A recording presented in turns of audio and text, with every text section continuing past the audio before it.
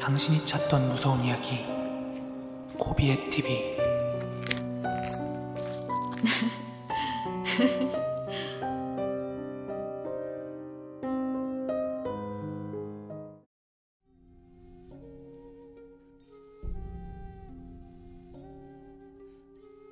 때는 2011년 제가 대학에 재학 중일 때 일입니다. 저는 원래 경주에 살다가 대학 진학을 위해 서울로 상경을 하게 됐습니다. 제 전공 과목은 유아교육과였는데요. 서울에서 자취를 시작하면서 난생 처음으로 가족들과 떨어져 지내다 보니까 가족들이 그립기도 하고 또 외로움도 많이 느꼈습니다. 그랬던 저에게 같은 학과에서 정말 좋은 친구를 하나 사귀게 되었어요. 제 이름은 소미, 친구의 이름은 소정이었는데 아무래도 같은 소자가 들어가는 이름이라 그런지 저희는 뭔가 더욱더 빠르게 친해지게 되었습니다. 그래서 소정이는 제가 타지에서 혼자 자취 생활하는 걸 알고 외로울까봐 일주일에 한두 번 이상은 저희 집에서 먹고 자고도 많이 했습니다. 그러던 어느 날 저희 수업 과목 중에서 중간고사 대신에 팀플 과제로 대체하는 수업이 하나 있었거든요. 저는 당연히 저와 가장 친했던 소정이와 팀을 짜서 과제를 준비하게 되었는데요. 그날은 소정이가 과제를 자기네 집에 가서 준비를 같이 하자는 거예요. 그래 소정아. 소미는 언제든지 편하게 와서 놀다 가라 그래. 이렇게 소정이 어머니한테도 허락을 다 받았다는 겁니다. 그래서 저도 알겠다고 하고 필요한 짐들을 좀 챙기고 과제에 필요한 것들을 챙겨가지고 소정이네 집으로 갔습니다. 소정이네 가족은 부모님하고 소정이 3명이었고 그리고 하얀색 말티즈 강아지를 한 마리 기르고 있었어요. 집은 거실 하나에 방 2개가 있는 작은 아파트였어요. 저는 부모님이 워낙 엄격하셔서 한 번도 남의 집에서 잠을 잔 적이 없었는데 그날은 제가 독립한 뒤로 동시에 제 인생에서 처음으로 남의 집에서 잠을 자게 된 날이었어요. 그날 저희는 소정이 방에서 문을 닫고 팀플 발표 과제용 PPT를 만들고 과제에 필요한 자료를 수집하고 만들고 하다 보니까 어느덧 밤 11시가 훌쩍 넘어버린 거예요. 그리고 그때 거실에서 소정이네 아버지께서 퇴근을 하시고 집에 들어오는 소리가 들려가지고 저희는 밖에 나가가지고 인사를 드리고 다시 방으로 들어왔어요.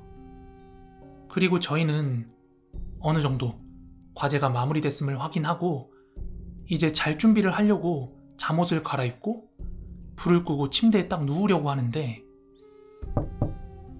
갑자기 똑똑똑 하고 노크 소리가 들리더니 소정아, 소미야, 야참 먹어라 하는 소정이 어머니의 목소리가 들리는 겁니다. 그래서 저는 잉? 이 시간에 웬 야참? 하고 생각을 하고 있는데 소정이는 누워서 굉장히 귀찮다는 듯이 내일 먹을게 엄마, 지금 잘 거야. 그리고 무슨 이 시간에 야참이야. 이렇게 퉁명스럽게 대답을 했습니다. 그러자 어머니께서는 알겠다 하셨고 그리고 돌아가시는 소리가 났습니다. 그리고 저희는 자려고 침대에 누워놓고서도 이런저런 수다를 떠느라고 잠에 들지 못하고 있었습니다. 그런데 그때 갑자기 또 소정아, 소미야, 야참 먹어라 이렇게 또 방문 밖에서 말씀하시는 거예요. 그러니까 소정이가 엄마 안 먹는다고 했잖아. 왜 이래 진짜? 내일 먹을게 내일. 이러면서 누워서 소리쳤습니다. 그러자 또다시 알겠다 하고는 돌아가시는 거예요. 그냥 소정이네 어머니였을 뿐인데 괜히 막 소름이 끼쳐가지고 제 소정이한테 야, 나 좀 소름 끼친다 이렇게 이야기를 했더니 너무 신경 쓰지 마. 우리 엄마 가끔씩 똑같은 질문을 몇 번씩 하고 그래. 이렇게 얘기하길래 알겠다고 하고 이제 진짜 자려고 누워가지고 딱 눈을 감는데 소정아, 소미야, 야참 먹어라. 또 똑같이 그렇게 물어보시는 소리가 나는 거예요. 그때 시간이 새벽 2시에 가까운 시간이었는데 저는 왠지 모르게 좀 무서워졌어요.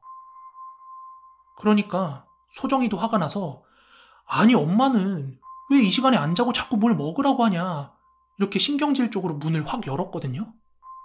그런데 저희 눈에 보인 풍경은 불 꺼진 거실과 고요하기만 한 집안이었습니다. 소정이는 엄마가 장난치나 하고 신경질을 내면서 안방으로 들어가서는 엄마를 깨우더니 엄마, 안 먹겠다니까 왜 자꾸 야참을 먹으라 그래? 그리고 방금 전까지 물어놓고 왜 자는 척해? 이렇게 말하자 돌아온 소정이네 어머니의 말씀이 얘가 무슨 소리 하는 거야 뚱딴지같이. 엄마 아빠 들어오자마자 지금까지 자고 있었구만. 무슨 소리 하는 거야.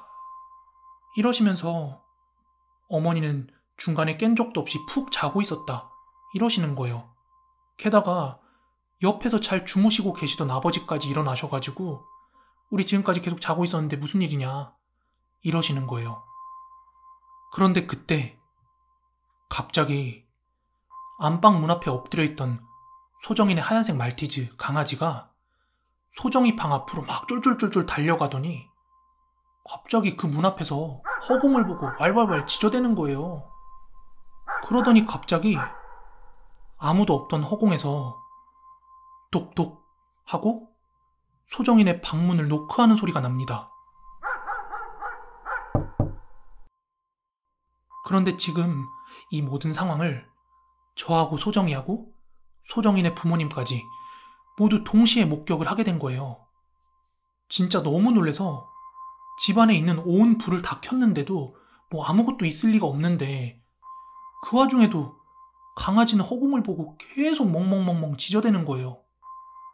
하여튼 저희는 그날 밤 소정이 방에서 잘 수가 없어서 결국 안방에서 바닥에 이불을 펴고 부모님과 함께 밤을 지새웠습니다.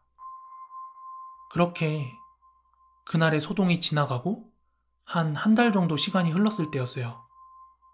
갑자기 소정이가 저한테 오더니 야, 우리 집 이사 간다? 이러는 거예요. 그래서 갑자기? 왜? 하고 물었더니 소정이의 대답은 다음과 같았습니다. 그날 우리가 그런 일 겪고 난 이후에도 계속 늦은 밤만 되면 노크 소리와 함께 우리 엄마 목소리로 나를 부르는 소리가 나는 거야. 그래서 문을 열어보면 엄마가 없고. 그런데 더 무서웠던 건 부모님이 할머니가 아프셔서 부산에 내려가신 이틀 동안이었어. 분명히 아무도 없는 집안에서 소정아, 엄마가 내 이름을 부르는 소리가 난 거야. 그래서 너무 소름 끼치고 무서워서 엄마한테 전화를 했거든? 그니까 엄마가 무당한 분을 모시고 오셨어. 근데 무당분께는 어디라고 구체적으로 말씀도 안 드렸는데 갑자기 어디서 이딴 게 굴러 들어왔냐면서 내 방에 귀신이 들러붙었다는 거야. 그러면서 처신 잘못하면 집안 전체가 안 좋아진다고 하셔서 그날부터 부모님이 이사갈 집 알아보고 다니셨어. 이러는 거예요. 그럼 그게 정말 귀신이었던 거잖아요. 저는 그때 소정이 어머니의 목소리를 아직도 잊을 수가 없는데 너무 소름이 끼쳤던 건 만약 귀신이었다면 도대체 어떻게 제 이름을 알았던 걸까요? 너무나 소름 끼쳤던 사건이었습니다. 아, 맞다.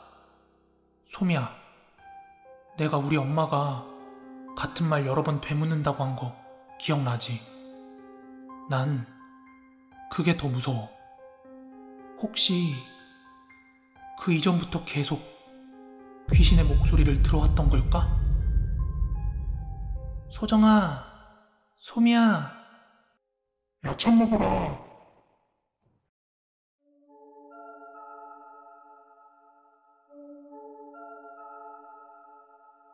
저에게는 정말 소중하게 여기는 친구가 하나 있어요. 그 친구 같은 경우는 굉장히 독실한 기독교 신자고 저희 집안은 독실한 불교 집안이에요. 기독교라고 하면 보통 귀신이나 미신 같은 거 잘 안 믿잖아요.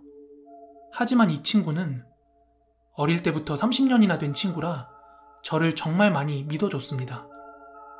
평소에 제가 워낙 촉이 좋고 발달돼 있다 보니까 뭔가 안 좋은 기운이 있다 이러면 그 친구한테 이야기도 종종 해주고 그랬어요.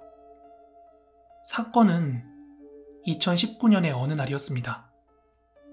친구네는 4식구인데 이 가족이 경기도 성남으로 이사를 하게 되었습니다. 그래서 이사하는 날 자기네 집에 한번 와줄 수 있겠냐고 분위기나 기운 같은 거 이런 걸 전체적으로 한번 봐달라고 부탁을 하더라고요. 그래서 뭐 어려운 부탁 아니니까 알겠다고 했습니다. 그리고 이사 당일 이삿짐 나르는 것도 좀 도와줄 겸 해서 친구네 집으로 일찍 찾아갔습니다. 그 집은 3층짜리 단독 빌라였고 친구네 집은 2층에 있었습니다. 그런데 친구네 집 들어가는 현관 바로 옆에 창고 형태로 된 조그만한 방이 하나 있었는데요. 원래 사람이 거주하던 곳인데 집주인이 통째로 월세를 내놓았던 거예요. 친구한테는 10만 원만 더 보태서 그 방까지 함께 써라 하니까 친구는 신이 났죠. 아무래도 애들도 아직 어리고 짐도 많고 하니깐요. 게다가 방은 한 칸짜린데 부엌도 있다 보니까 친구도 혹해서 계약을 한 거죠. 아무튼 그날 제가 이삿짐을 날라주다가 그 작은 방에 혼자 들어가게 됐습니다. 그런데 거기 분위기가 한여름이었음에도 불구하고 이게 오싹한 정도를 넘어서 아주 차가운 냉기가 바닥에서부터 온 방 안을 감싸고 있는 거예요. 거의 뭐랄까? 냉장고 문 열면 딱 느껴지는 한기 있죠. 거의 그 정도의 한기인 거예요. 그래서 제가 친구한테 물었습니다. 야, 너 여기서 잘 건 아니지? 잠은 안방에서 자야지. 여기 냉기가 너무 심하니까 그냥 창고로만 써. 이렇게 이야기를 하곤 짐 정리를 다 해서 밖에 나가려는데 뭔가 벽 쪽에서 낯선 시선 같은 게 느껴지는 거예요. 근데 이 시선이라는 게 좀 그런 게 있어요. 뭐랄까? 어린 영가의 시선이랑 그 나이 든 영가의 그 시선이 느낌이 좀 다릅니다. 그런데 이 방에서는 나이 드신 분이 쳐다보는 시선 같은 게 이 뒤통수 쪽으로 쫙 느껴지더라고요. 그래서 이게 뭔가 싶어서 이렇게 벽 쪽을 살펴보다가 이 위쪽 벽을 바라봤거든요. 근데 옛날 집 사셨던 분들은 다 아실 거예요. 다락방은 아니고 조그만 광이라고 하죠. 그게 있는 겁니다. 그래서 친구한테 저거 한번 열어본 적 있냐 물어보니까 자기는 신경도 안 썼대요. 어차피 창고로 쓸 방이고 저것도 그냥 창고로 쓰면 되지 않냐 이렇게 이야기합니다. 그래서 저는 키가 작으니까 의자 가지고 와서 저거 한번 열어보라고 했어요. 그래서 그 광 문을 열었는데 지금도 그때 생각하면 너무나 충격적인데 그 안에 뭐가 있었는 줄 아세요? 다른 것도 아니고 유골함이 있는 거예요. 유골함하고 웬 할머니의 사진? 그리고 상복이 접혀져 있었는데 저랑 친구 와이프랑 너무 놀라서 그냥 뒤로 넘어갈 뻔했습니다. 저는 이게 도대체 여기 왜 있으며 너 집어들 때 여기 한 번도 확인 안 해봤냐 이렇게 물었더니 자기는 그 위에 이런 게 있을 거라고 전혀 생각조차 못 해봤고 열어볼 생각도 안 했대요. 그때는 그게 눈에 띄지도 않았다고 합니다. 그래서 이건 이대로 그냥 끝낼 문제가 아니라 반드시 여기서 사셨던 분한테 연락을 해라. 네가 함부로 버릴 수도 처리할 수도 없는 거니까 부동산 통해서 집 구했으면 부동산에 연락을 하든 아니면 집주인한테 연락을 하든 그 전에 살던 사람이랑 연락을 해라. 이렇게 말했죠. 그래서 다음날 친구가 바로 부동산 업자랑 집주인한테 연락을 했는데 그 전 세입자랑 연락이 전혀 닿질 않는 거예요. 전화도 문자도 아예 안 되더랍니다. 그러다 보니 이 유골함을 지금 당장 어떻게 처리할 방법이 하나도 없는 거예요. 그래서 일단 저희 이모가 무당이니까 제가 이모한테 도움을 청해보겠다고 했어요. 친구한테는 일반인이 함부로 처리해서도 만져서도 안 되니까 그건 일단 그대로 두고 이 방에 절대 들어가지 말라고, 문 잠궈놓고 우리 이모가 올 때까지 기다리라고 그렇게 얘기했습니다. 그렇다고 이모가 또 바로 올 수 있는 상황은 아니었기 때문에 토요일 날 오기로 하고 친구는 2, 3일 정도 기다려야만 했습니다. 얘가 보통 아침에 출근을 하고 퇴근을 하면 한 11시쯤 되는데 와이프는 애들을 보다가 친구가 늦으면 먼저 자곤 합니다. 근데 퇴근하고 돌아올 때면 빈방에서 자꾸 그릇이 달그락거리는 소리가 들린대요. 설거지하는 소리요. 이게 1, 2분 간격으로 매일 밤마다 들렸답니다. 그래서 얘는 기독교 신자니까 문 앞에 십자가도 갖다 놓고 성경책도 가져다 놓고 또 손잡이에 목걸이 같은 것도 걸어놨는데 그런 게 전혀 먹힐 일은 아니었죠. 그렇게 며칠이 지나고 이모랑 함께 그 집에 방문했습니다. 그래서 이모가 그 유골함을 거두어는 주셨어요. 하지만 이모가 말씀하시길 여기 할머니 영가가 있는 건 맞는데 이 할머니 너무 화가 나 있어. 생각해봐. 자기 자식도 안 걷어줬는데. 이러시면서 무당인 이모조차도 이 할머니를 도저히 누를 수가 없다는 겁니다. 그리곤 이사가는 것 말고는 아무 방법이 없다. 여기에 계속 살면 분명히 화를 입을 상황밖에 안 된다. 더 큰 일은 계속해서 벌어질 거니까 이사 가라. 이렇게 말씀하시더라고요. 하지만 이사 온 지 일주일밖에 안 됐는데 바로 나갈 수도 없고 또 그걸 바로 받아줄 집주인이 어디 있겠어요. 그래서 이모가 부적을 써서 문에 붙여주고 비방을 해줬지만 이렇게 하더라도 이게 먹힐 것 같은 생각은 전혀 안 든다고 하셨어요. 근데 이게 상황이 상황인 만큼 일단은 두고 보자고 했죠. 그리고 그날 이후 서로 각자의 생활에 바빠 있다가 한 2달 만인가? 문득 생각이 나서 친구한테 연락을 했어요. 그렇게 전화를 해서는 안부를 묻는 게 아니라 대뜸 제 입에서 이런 말이 나오더라고요. 야, 너 돈 필요하지? 그랬더니 얘가 전화는 받아놓고 말을 안 하는 거예요. 야, 너 돈 필요하잖아. 사실대로 말해. 이렇게 되물으니까 그제서야 자기가 1달 넘게 고민을 했대요. 이걸 말할까 말까 하고요. 그래서 똑바로 말해봐. 뭔데? 하고 물었더니 자기 도저히 이 집에서 못 살겠다는 겁니다. 매일 밤 달그락거리는 소리도 소리지만 이게 뭔가 악영향이 와이프와 가족들 전체한테 오는 것 같대요. 애들 성격도 그렇고 부부간에도 이간질 시키는 것처럼 계속해서 사소하게 막 싸움이 나더래요. 정말 그 2달 사이에 너무나 화목했던 가정이 화목이 확 무너졌다고 합니다. 게다가 이사를 결심하고 나서 그나마도 모아뒀던 돈을 아주 가까운 지인한테 사기를 당했대요. 한 3천만 원가량을요. 근데 엎친 데 덮친 격으로 또 와이프는 갑작스럽게 암이 발병을 했답니다. 이 모든 게 다 2달 안에 일어난 일이에요. 저는 친구한테 너가 필요한 만큼 다 빌려주겠다.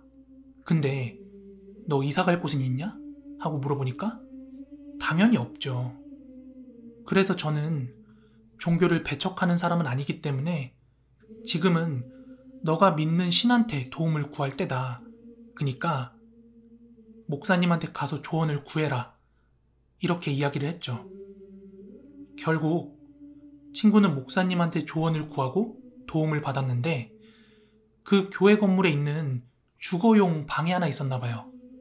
거기를 선뜻 목사님께서 내어주셨다고 합니다. 그리고 저도 목사님을 한번 뵙고 이런저런 이야기를 하면서 제 친구 좀 많이 도와주면 좋겠다 이렇게 말씀을 드렸어요. 그렇게 거처를 옮기고 나서 친구 와이프는 건강을 많이 되찾았고 가족도 다시 화목하게 잘 지내고 있습니다.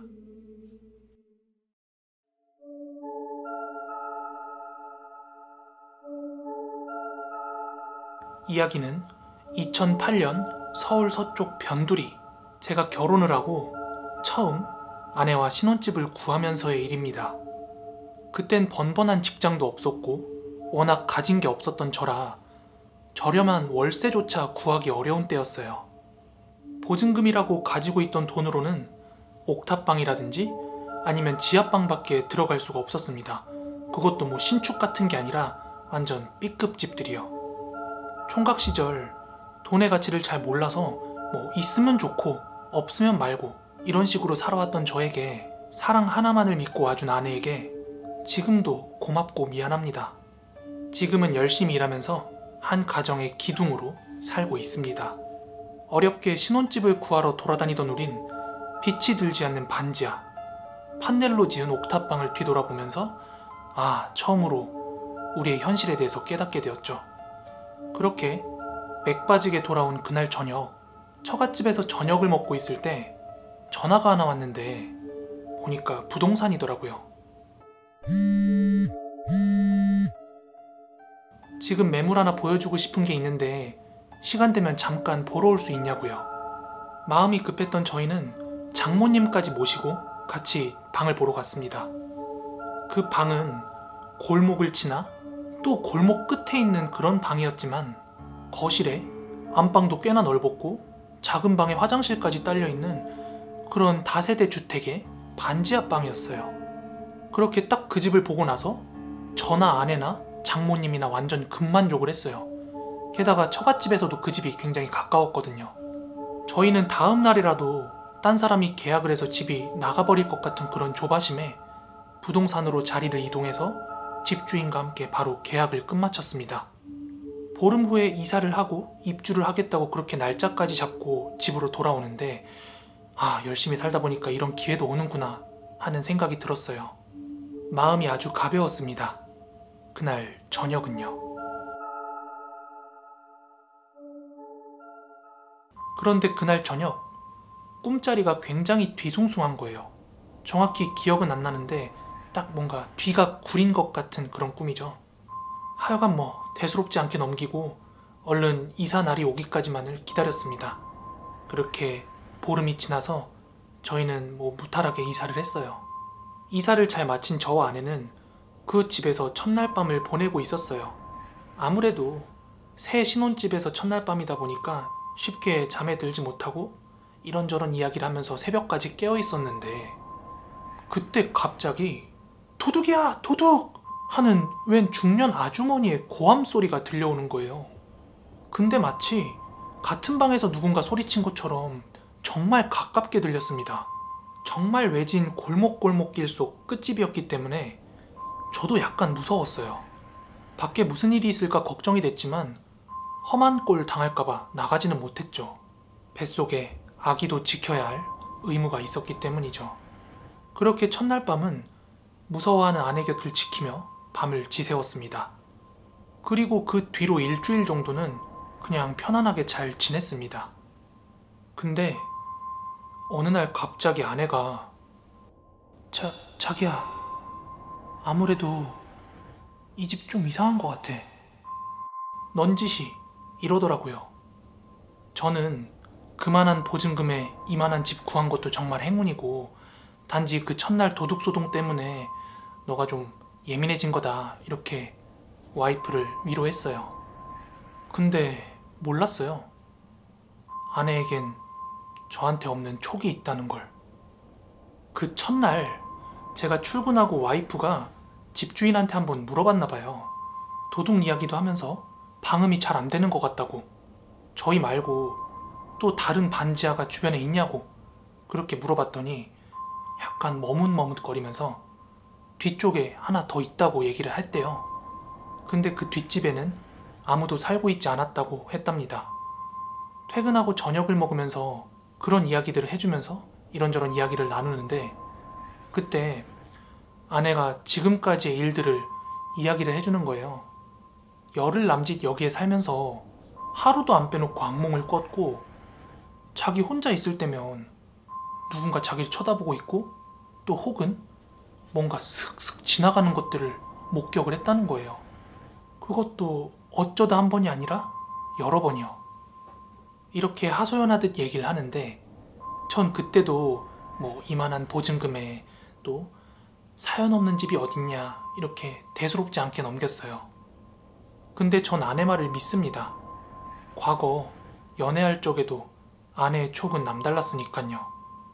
하지만 그때 이것저것 따지기에는 우리의 형편이 너무 어려웠죠. 그리고 몇 달 후 아내는 출산을 했고 저는 퇴근을 하고 병원을 가기 위해서 집에서 혼자 씻고 막 이것저것 챙기고 하다가 결국 보고야 말았죠. 생전 가위 한번 눌려본 적 없고 그런 걸 본 적도 없었던 제가 말이죠. 병원 갈 준비를 마치고 거실 불을 끄고 막 나오려던 찰나에 안방 문 닫는 걸 깜빡하고 다시 집으로 들어갈 때였어요. 안방 구석지에 뭔가 희미하기도 선명하기도 한 검은 천을 두른 사람 모양의 형태가 서 있더라고요. 순간 뒤통수로 아주 세게 얻어맞은 느낌이었고 쎄하다는 기분을 태어나서 그때 처음 느껴봤어요. 저는 그대로 집을 뛰쳐나와서 정류장까지 앞만 보고 막 뛰었습니다. 그렇게 병원에서 아내를 딱 마주하는데 눈물이 막 주룩주룩 나더라고요. 무섭기도 하고 미안하기도 해서요. 근데 저의 눈물에 아내가 이쁜 아들 보니까 그렇게 좋냐면서 오히려 막 저를 위로하더라고요. 그리고 그 다음 날인가? 자다가 꿈을 하나 꿨어요. 제가 담배를 피우려고 담배각을 열고 담배를 꺼내려는데 갑자기 그 담배각으로 어떤 손이 훅 들어오더니 담배를 여러 개 꺼내가는 거예요. 황당해서 욕을 하면서 고개를 딱 돌렸더니 쪽지고 기름진 새까만 머리에 화장은 하얗고 막 빨갛게 입을 발라가지고는 아주 눈이 매서운 아줌마가 오히려 절 째려보더라고요. 저는 왜 가져가냐고 따지듯이 그 아줌마한테 화를 내는데 그 아줌마는 더 큰 소리로 "저 귀신이 피운다잖아!" 이러면서 옆을 돌아보길래 저도 자연스럽게 그쪽으로 시선이 따라갔어요. 근데 그 장면이 저희 집 안방인데 안방 창문 너머로 담이 하나 있거든요. 그 담 위에서 하얀색 소복을 입은 처녀 귀신이 정말 무서운 눈을 하고 이렇게 내려다 째려보고 있는 거예요. 순간 소리를 지르면서 발딱 일어나서는 불부터 켰는데 다행히 창문은 닫혀 있더라고요. 저는 이걸 단순 악몽이나 해프닝으로 넘기고 그렇게 몇 달 동안 저희 가족은 별일 없이 잘 살고 있었는데 어느 날부턴가 아내가 과도하게 예민해지기 시작하는 거예요. 자기야, 잘 들어. 귀신이 하나가 아닌 것 같아. 아주 많아. 그리고 밖에도. 게다가 제가 자고 있는데 갑자기 "할머니 누군데 나보고 같이 가재?" 이렇게 소리치는 걸 듣고 벌떡 일어나서 봤는데 아내가 두 눈을 번쩍 뜨고 저를 노려보고 있더라고요.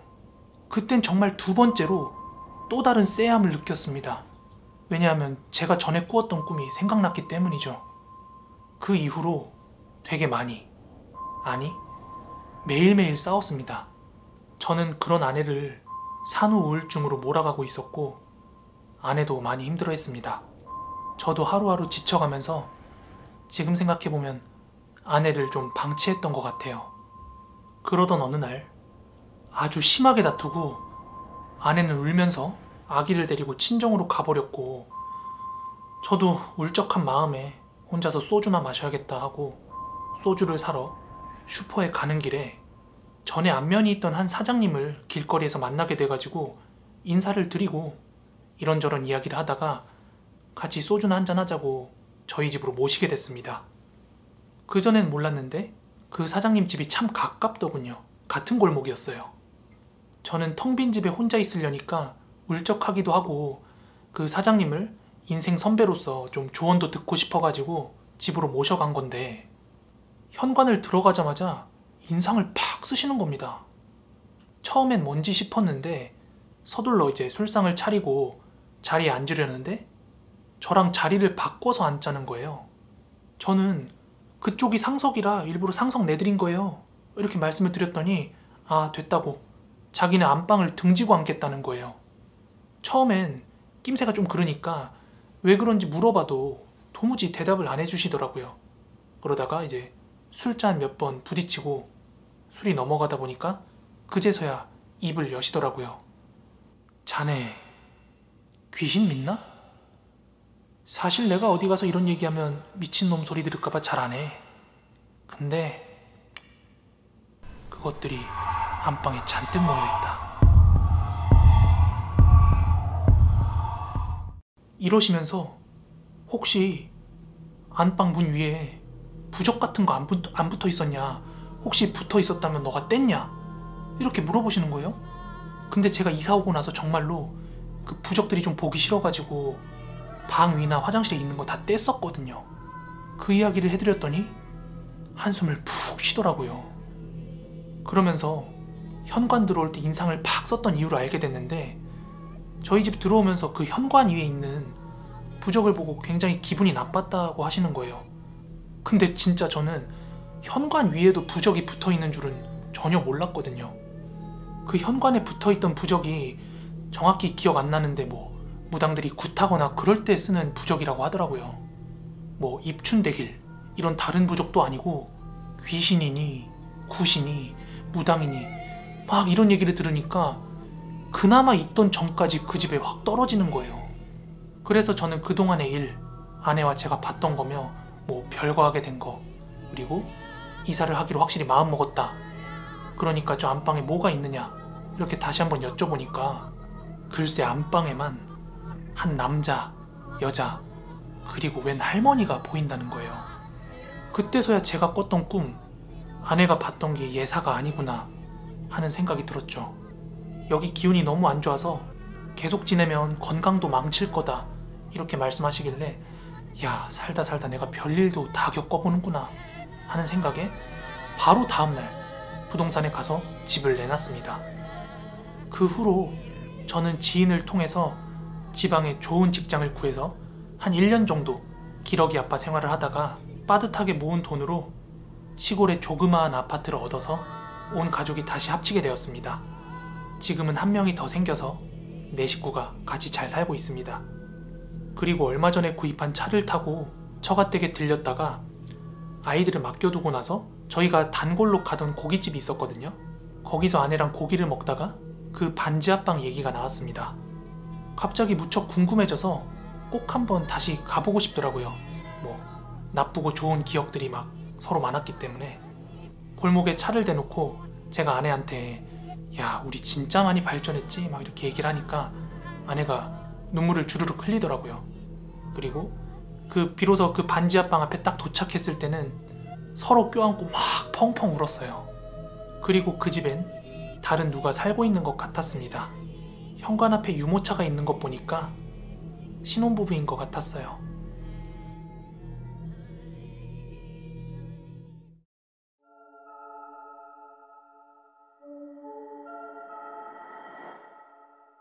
지금 제 나이는 35살이고요. 이 이야기는 17년 전 제가 18살 고등학교 2학년 때 일입니다. 지금은 서울에 올라와서 직장 생활을 하고 있지만 당시에는 지방에 있는 한 작은 동네에 살고 있었습니다. 저희 아버지께서는 제가 어릴 때부터 꾸준히 직장 생활을 하시다가 제가 고등학교 2학년 올라갈 무렵에 직장을 그만두시고 사업을 시작하셨습니다.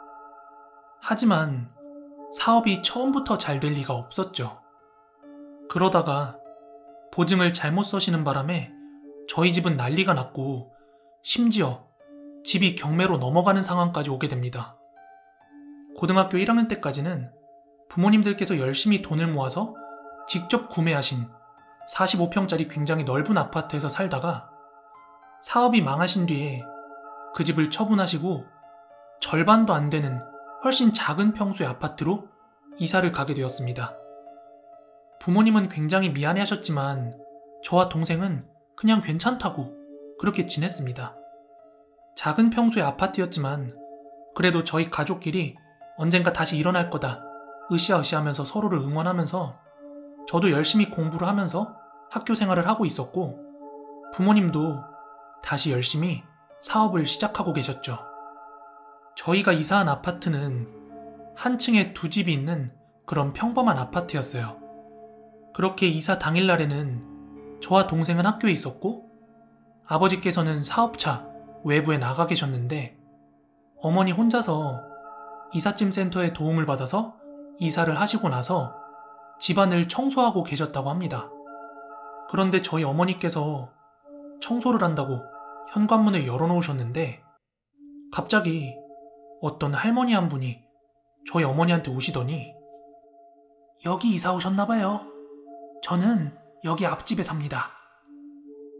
이렇게 먼저 인사를 해오셨대요. 그리곤 저희 어머니와 이런저런 이야기를 주고받다가 집으로 돌아가시기 전에 그런데 여긴 왜 오신 거예요? 굳이 여기에 오신 이유라도? 이렇게 묻더래요.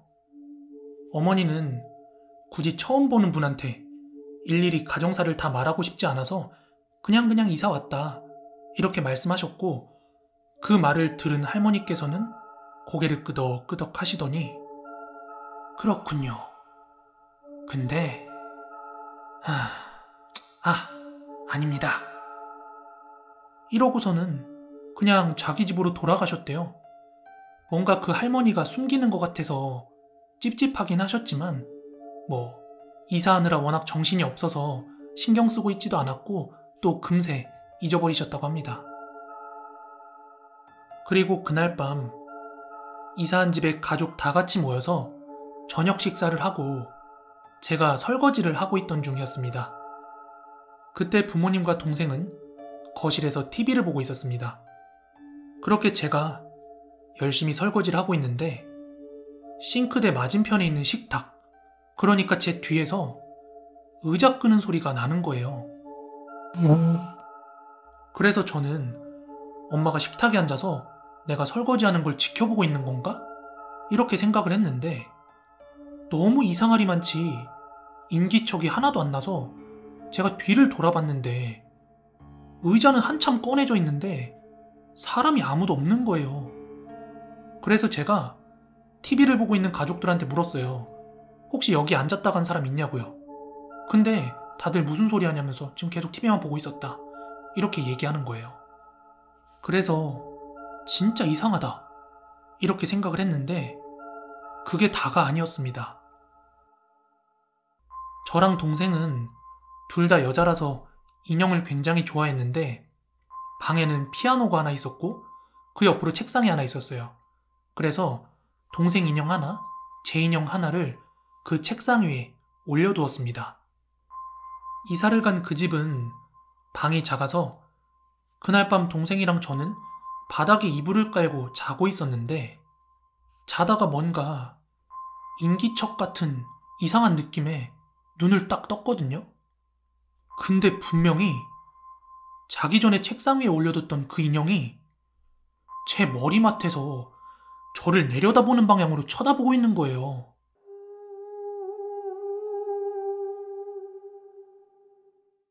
그 순간 너무 놀란 저는 동생을 깨워서 물었어요. 야, 이거 너가 이랬어? 인형을 이렇게 놓으면 어떡해? 놀랬잖아. 이랬더니 동생이 신경질을 내면서 언니 꿈 꿨어? 무슨 소리 하는 거야? 나 지금 언니가 깨워서 일어났잖아. 정말 이해할 수 없는 일이었습니다. 인형이 스스로 책상에서 내려왔을 리는 없을 거 아니에요. 그런데 그 다음 날부터 이런 이상 현상들을 저뿐만이 아니라 다른 가족들도 느끼기 시작합니다. 당시 저희 집이 3층이었는데요. 동생이 학교가 끝나고 집에 돌아오던 길에 저희 집으로 올려다 봤는데 베란다에 누군가가 서 있더랍니다. 그래서 동생은 제가 집에 일찍 왔나 보다 생각을 하고 베란다를 향해서 이렇게 손을 흔들었대요. 근데 아무 반응이 없이 무표정으로 가만히 서 있더랍니다. 그래서 왜 저렇게 멍 때리고 있을까? 하고 집에 올라왔는데 집에는 아무도 없었다고 합니다. 그래서 그날 저녁에 동생이 가족들한테 이 얘기를 해주는데 너무 무서운 거예요. 근데 그때 마침 저희 부모님께서도 이상한 일을 겪었다면서 이야기를 시작하시는 거예요. 밤에 부모님이 주무시고 계셨는데 엄마가 잠에서 깨서는 목이 말라서 물을 한 잔 마시려고 부엌으로 나왔대요.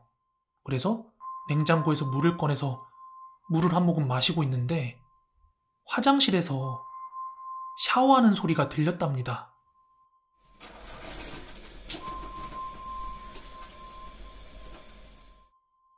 그때가 새벽 3시쯤이었다고 해요. 그래서 어머니가 생각하시길 저나 동생 중 하나가 샤워를 하고 있다 생각을 하고 이 새벽에 뭐 하는 짓이냐며 그렇게 혼내려고 화장실로 가서 문을 콱 열었는데 불이 꺼져 있더랍니다.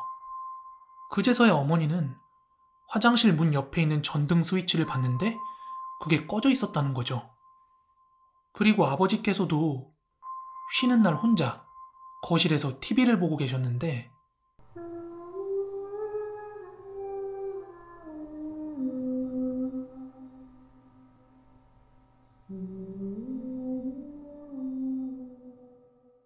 분명히 저와 동생 방에서 여자가 노래를 부르는 소리가 들리길래 이게 뭔 소린가 하고 제 방에 가서 문을 열었는데 그렇게 문을 열 때면 소리가 뚝 하고 끊겼다고 합니다.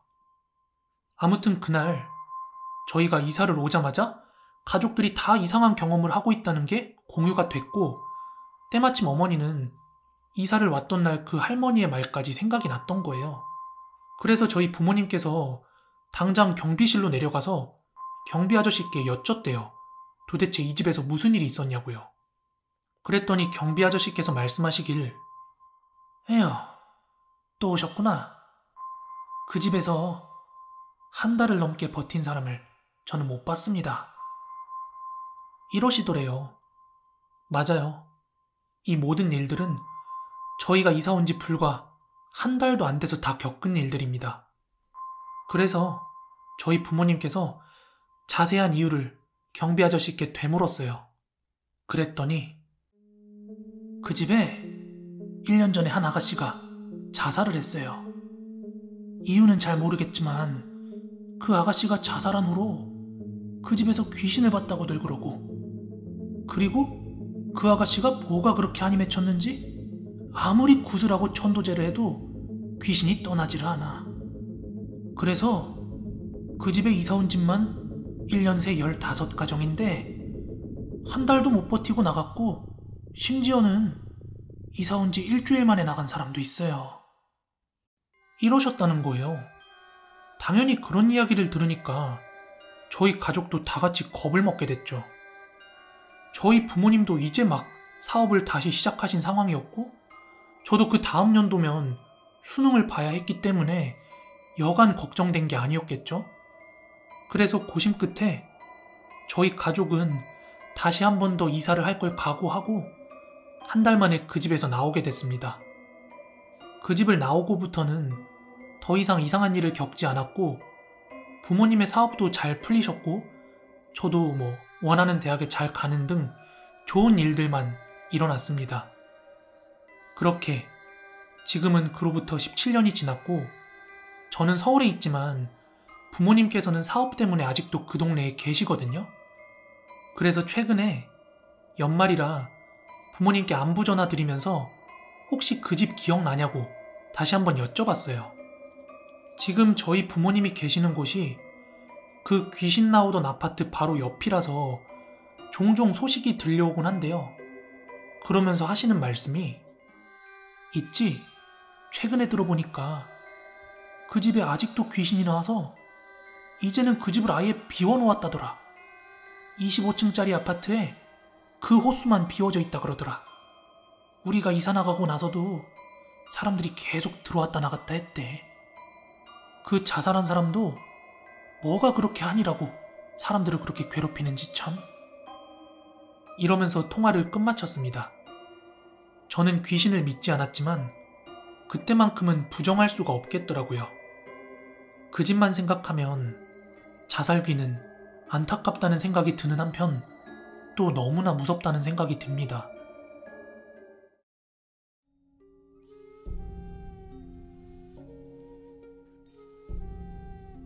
지금부터 말씀드릴 건 제 이야기는 아니고 지인으로부터 들은 이야기입니다.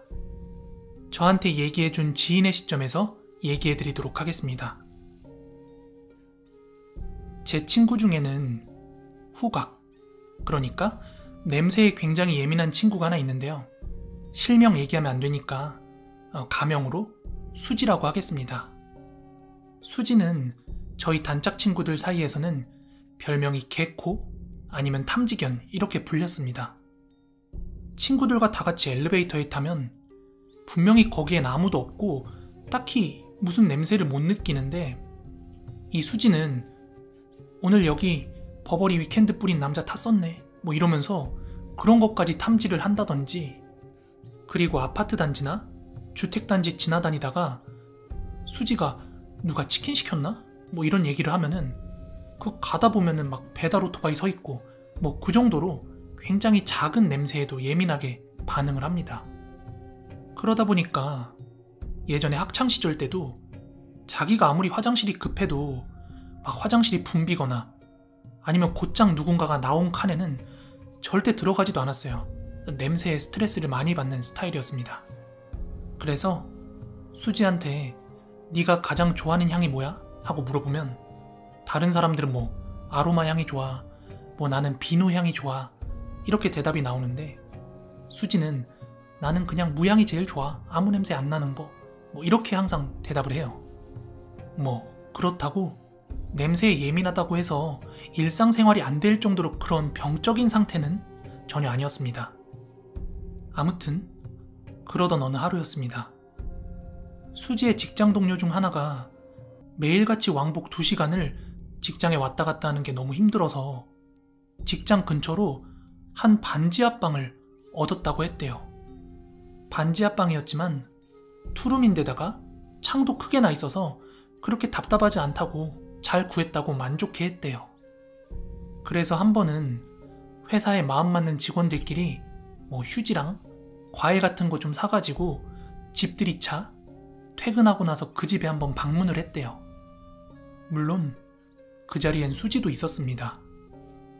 그렇게 4-5명의 직원들이 다 같이 그 동료의 집으로 들어갔고 이제 막 퇴근하고 온 직후라서 그 집주인 동료분께서는 막 급하게 과일도 깎고 주스도 내다주고 그랬답니다.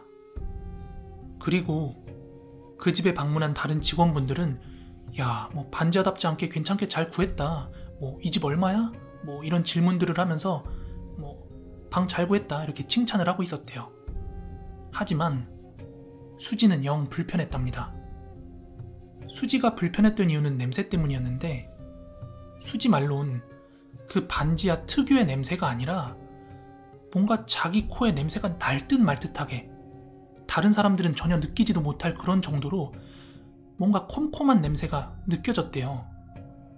그런데 당시 수지가 느끼고 있던 그 냄새는 수지가 말하건대 자기가 일평생 동안 한 번도 맡아보지 못한 냄새였대요.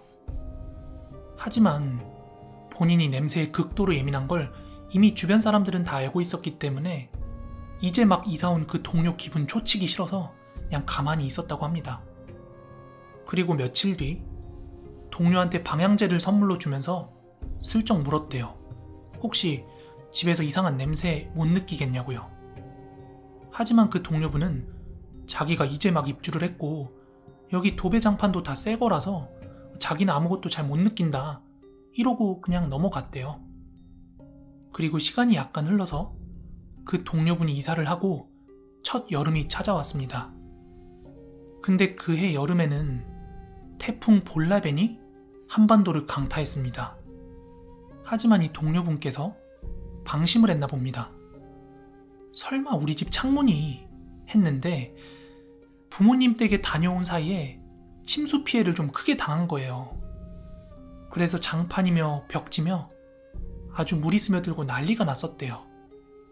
그래서 도배장판을 아예 새로 해야 될 상황이었는데 집주인 할머니께서 이거 입주하기 전에 다 새로 해놓은 건데 본인 부주의 때문에 이렇게 된 거니까 뭐 본인 돈으로 해결해라 이렇게 말씀을 하셨대요. 그래서 아무리 내가 부주의했어도 이 정도로 침수가 됐는데 내가 돈을 다 지불하는 게 맞나 싶어서 그런 걸 좀 알아보고 있었대요. 그러던 중에 다시 집주인한테 전화가 와서 받아보니까 그 할머니의 남편분이셨대요. 그런데 갑자기 무슨 마음을 먹었는지 자기들이 도배장판 알아서 할 테니까 비용 같은 거 필요 없다고 하는 거예요. 그러면서 자기들이 아는 업체에서 다 할 거니까 이거 다 되면 연락을 주겠다 이러는 겁니다. 그래서 참 다행이다 하고 생각을 하고 있었는데 주변 이야기 들어보니까 막 그런 과정에서 다른 걸로 딴지 걸고 막 비용 청구를 할 수 있다고 그런 얘기를 하는 거예요. 그래서 그 수지의 동료분이 그 집을 미리 체크하고 사진 같은 거 좀 찍어 놓으려고 그 도배장판 시공하는 날 아침에 그 집에 잠깐 방문을 했대요. 그리고 그때 생전 태어나서 전혀 느껴볼 수 없었던 진짜 극도의 소름을 한번 느꼈다고 합니다. 장판이랑 벽지를 다 걷어놓은 그 집 한편으로 콘크리트 벽면 모서리 쪽에 사람의 모양으로 보일 듯 말 듯 자국이 남아있더래요. 그리고 동시에 수지가 전에 이야기했던 그 콤콤한 냄새가 뭔지 깨달았다고 합니다. 그리고 여기서 쐐기를 박는 게 잠깐 있다가 어디 갔다 온 그 도배업자들이랑 그 동료분이랑 마주쳤는데 이 도배업자분이 갑자기 급하게 어딘가로 전화를 돌리더니 바로 잠깐 있다가 집주인 부부가 찾아왔대요. 그리고 투닥투닥 여러 가지 이야기들이 있었는데 핵심만 추려서 이야기하자면 예전에 거기에 한 중년 남성이 살았는데 지병으로 그 벽에 기대어 자다가 사망을 했대요. 요즘이야 그런 사망 현장 전문으로 청소하는 특수 청소업체들이 많이 알려져 있지만 그때만 하더라도 게다가 그 노부부들은 그런 거 알 수가 없었죠. 그래서 일반 청소업체 부르고 냄새가 안 빠지니까 장의사한테도 맡기고 그렇게 여러 차례 청소를 시도를 했나 봅니다. 그러다가 이 정도 빠졌으면 됐지 싶어서 한동안 그 집을 비워두다가 도배장판을 새로 하고 나서 새를 놓은 거래요. 그 일이 있고 나서 막 건너 누군가한테 이야기 듣기로 그 시체 썩는 냄새가 대단히 고약하대요. 그래서 이거 빼는 것도 쉽지가 않은데 그 정도 뺀 것도 진짜 용하다 이렇게 표현을 했대요. 하여간 그 수지의 동료분께서 거기에 사시는 동안 뭐 귀신을 보거나 이상한 현상을 경험한 건 전혀 없었지만 그 집에 정이 뚝 떨어져가지고 집주인이랑 막 한참 싸우다가 결국 거처를 옮겼다고 합니다.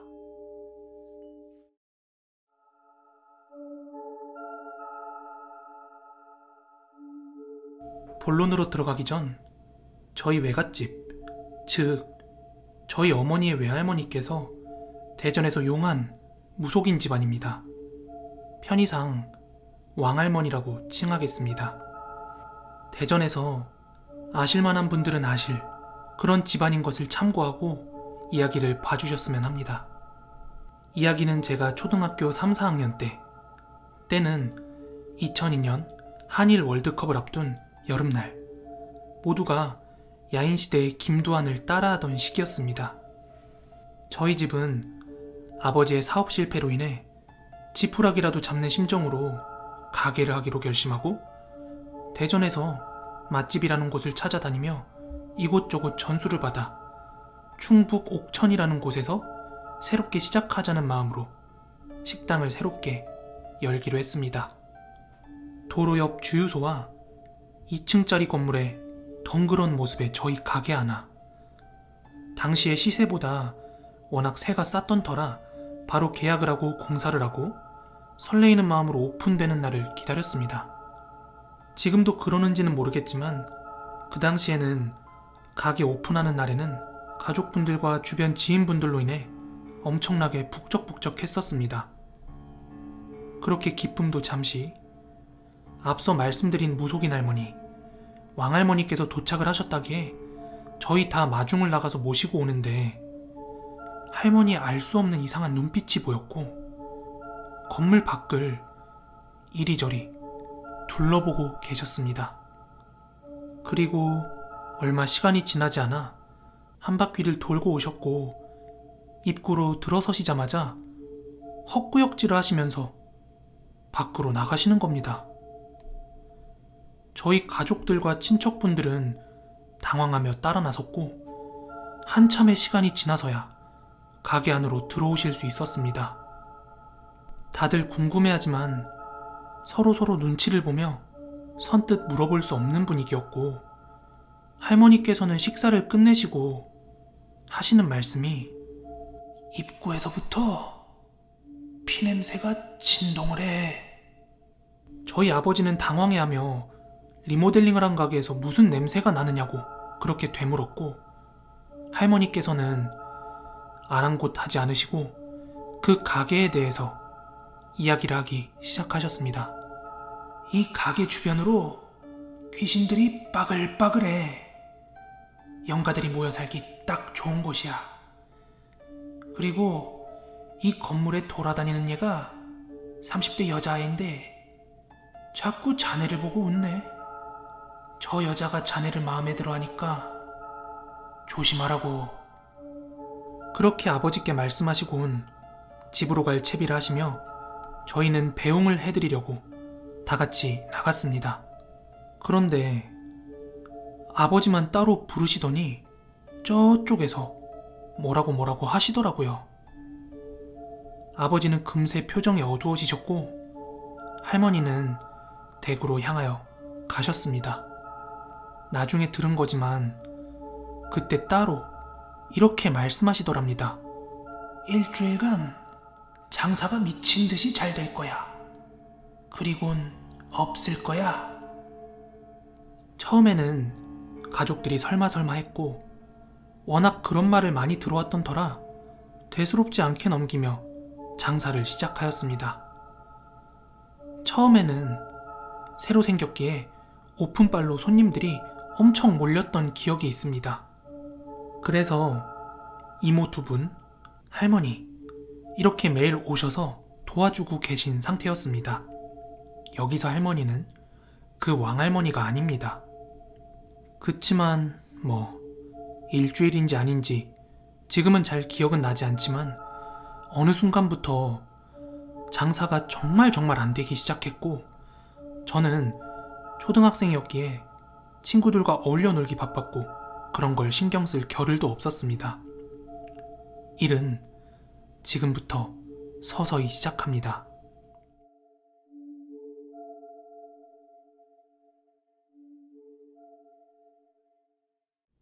어머니께서 장에 가시려고 저희 막내 갓난아기를 업으시고 버스를 타셨답니다.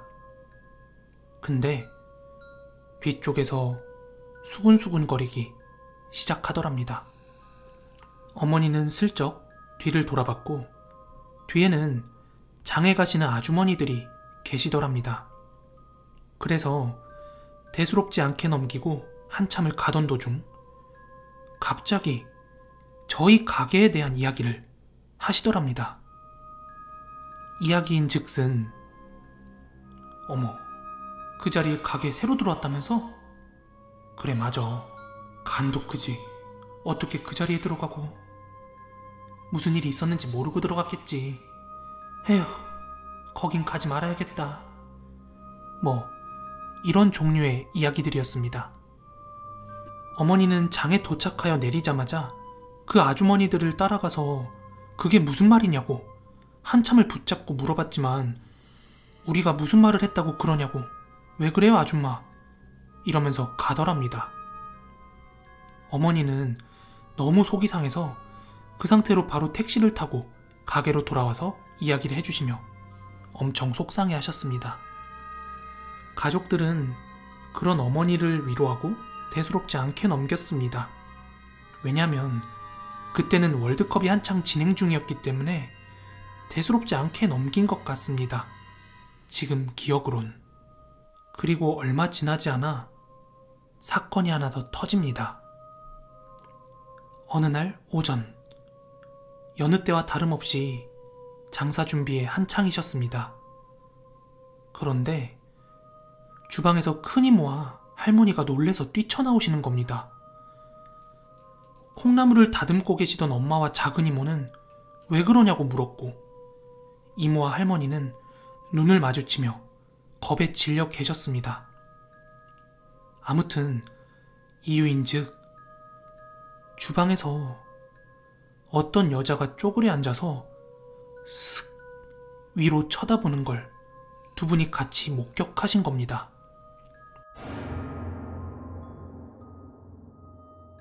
인상착의를 얘기하시더니 두 분이 딱 일치하는 그런 모습이었습니다.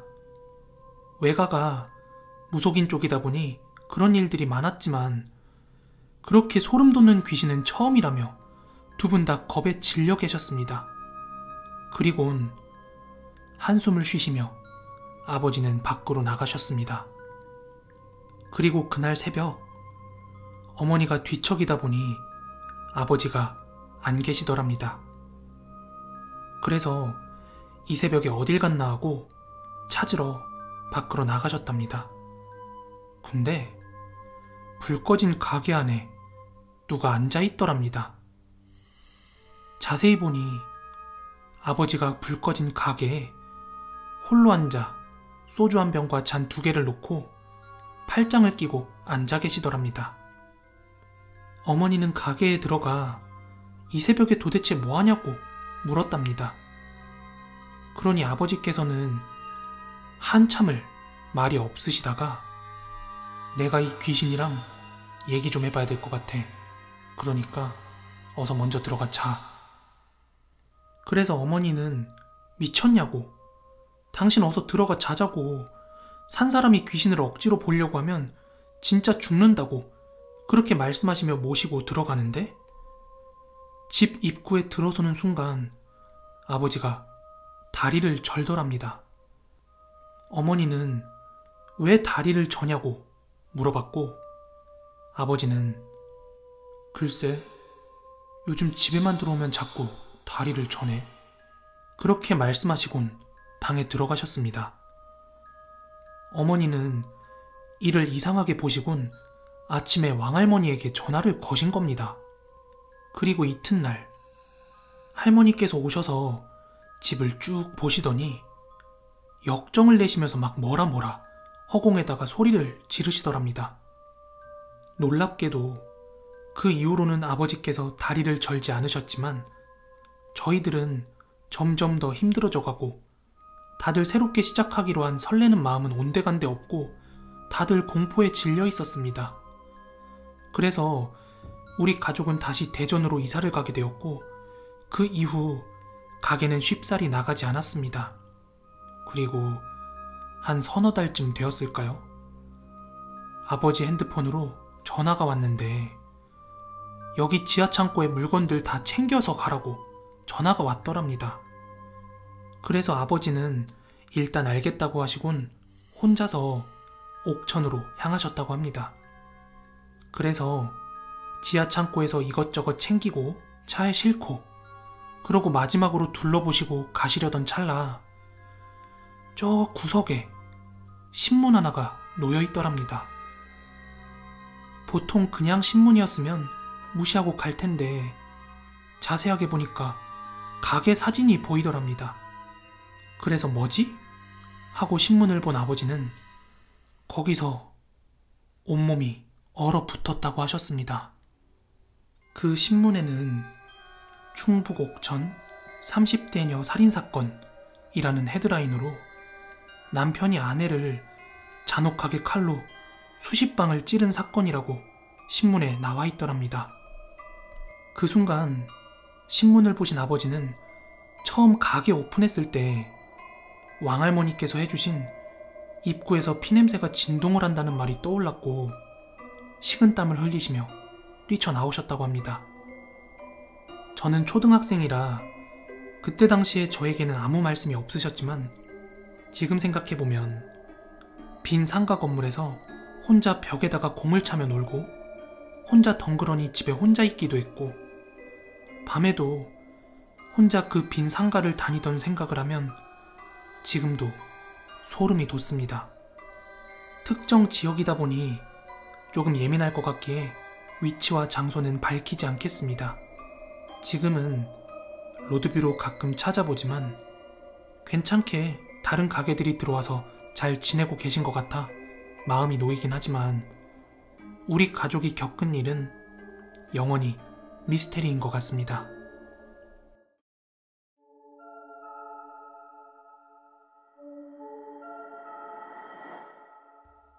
이 이야기는 지금으로부터 15년 전 제가 고등학교 밴드부 시절에 연습실에서 일어났던 사건들입니다. 저희 밴드부 연습실은 2층 가정집을 개조한 형태로 그 당시 연습실에서 요리를 해서 먹거나 방이 3개가 있었기 때문에 취침도 가능했습니다. 방음에 대한 부분도 철저히 공사가 되어 있어서 시간의 제약을 받지 않고 개인 연습, 공연 연습 등이 가능했습니다. 때문에 공연이 얼마 남지 않았거나 중요한 경연이 있을 때면 모든 멤버가 다 같이 모여서 합숙 연습을 했던 날도 많았습니다. 저는 이때 당시 겪었던 사건들의 계기로 귀신이란 존재를 믿게 되었습니다. 먼저 거짓이 전혀 없는 100% 실화임을 밝혀둡니다. 첫 번째 귀신 소동은 공연 후 뒤풀이에서 있었던 일입니다. 저희 밴드부는 1년에 적게는 2번, 많게는 4번까지 정기 공연을 했었는데요. 자체적으로 준비하고 진행하는 만큼 공연이 끝난 뒤에는 수고했다며 선배들이 연습실에서 뒤풀이를 열어주곤 했습니다. 그때는 12월 중순쯤으로 연말 공연을 끝내고 뒤풀이를 했던 걸로 기억을 하는데요. 선배들이 고생했다고 맛있는 음식과 술을 사줬고 저를 포함해서 선배들 그리고 선배들 여자친구 이렇게 대략 12명 정도가 모여가지고 뒤풀이를 함께 즐기고 있었습니다. 그렇게 분위기는 점점 무르익어갔고 시간이 어느덧 새벽 1시를 넘어갈 무렵이었어요. 누군가가 스피커에 mp3를 연결해서 클럽에서 나올 것 같은 그런 신나는 댄스 음악을 틀었고 다들 알딸딸하게 술에 취한 상태로 일어나 춤을 추고 놀았습니다. 그렇게 흥에 겨웠던 저는 클럽 사이키 조명을 흉내낸다고 연습실 입구에 있던 조명 버튼을 막 이렇게 번갈아 가면서 누르고 다 같이 막 너무 즐겁게 놀고 있었어요. 그런데 그때 선배 여자친구 중에 A 누나라고 있었는데 그 누나가 갑자기 깍 하고 비명을 지르더니 눈을 감고 귀를 막은 채로 그대로 털썩 주저앉는 거예요. 깜짝 놀란 저희 모두는 왜 그러냐며 일단 음악을 끄고 전등 켜둔 채로 그 누나를 살폈습니다. 그러자 뭐에 놀랐는지 막 헉헉거리면서 숨도 제대로 못 쉬고 눈물을 막 주룩주룩 흘리는 거예요. 그러다가 이내 말없이 밖으로 나가버렸고 흥이 깨질 대로 깨진 저희는 뒤풀이 파티를 그대로 끝내고 다들 연습실 밖으로 나왔습니다. 선배는 그 여자친구 발에다 준다고 같이 가버렸고 저희도 마땅히 다른 데 갈 데도 없고 이미 놀 만큼 충분히 놀았다 싶어가지고 다 각자 다 집으로 해산했습니다. 그리고 며칠 후 다음에 있을 공연 기획을 위해서 연습실에 멤버들 하나둘 모여가지고 회의를 하고 있었는데요. 뒤풀이 중 있었던 그날의 이야기가 잠깐 나오게 되었습니다. 대체 그날 왜 A 누나는 갑자기 울면서 그렇게 뛰쳐나가버렸을까? 이런 이야기를 하던 중 그 누나의 남자친구인 B 선배가 한숨을 한번 푹 쉬더니 그날의 이야기를 들려주었습니다. 그날 신나게 춤을 추며 놀던 중 그 A 누나는 드럼이 설치되어 있는 구석지 쪽을 바라보면서 이렇게 춤을 추고 있었다는데요.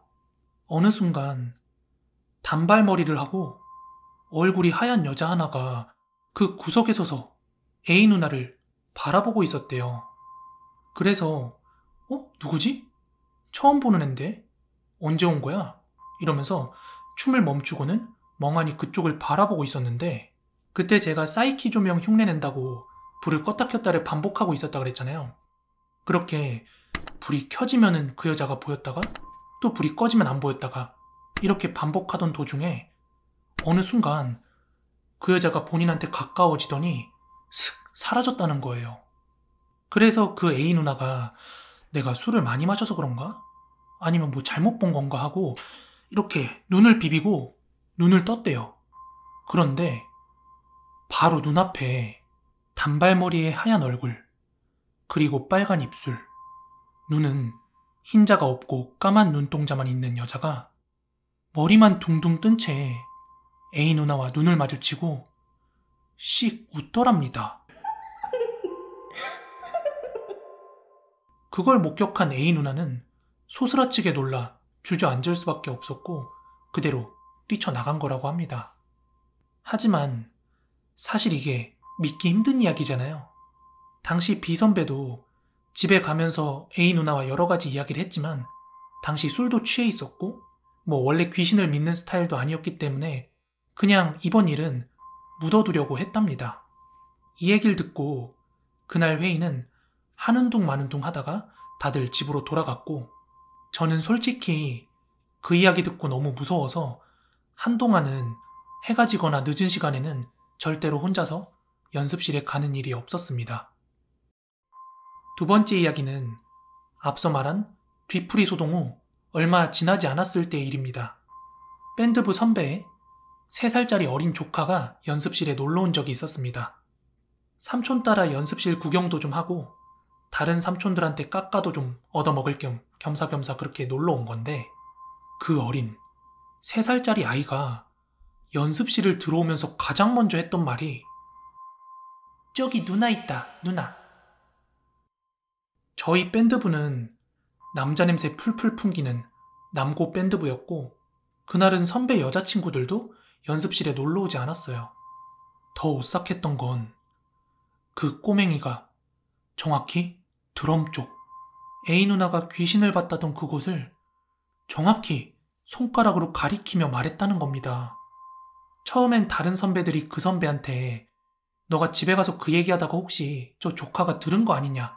이렇게 이야기했더니 나는 집에서 그런 이야기 한 적도 없거니와 저 조카는 나랑 따로 살기 때문에 아예 들을 기회조차도 없었다, 이렇게 이야기하는 거예요.